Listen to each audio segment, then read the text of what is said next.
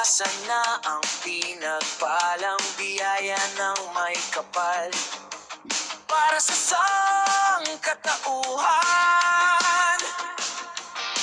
Ang tanging gagawin lamang ay alagaan, mahalin at bigyan ng pansin para sa susunod na henerasyon. Imulat natin ang ating mga mata, huwag nating isisi sa iba ang mga ganitong pangyayari. Baka mayroon din tayong ambag, kaya nangyayari ang ganitong sakuna.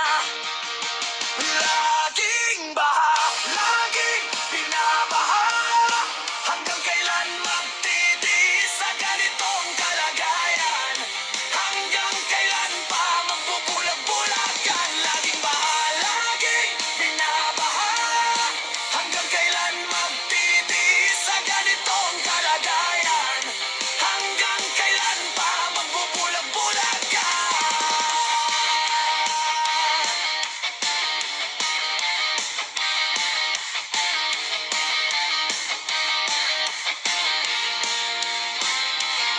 Sa daan, ang plastic nagkalat, sa kanalang bara ay ramdam. Sa bawat ulan, hirap ang madarama, dahilan ay ating kapabayaan.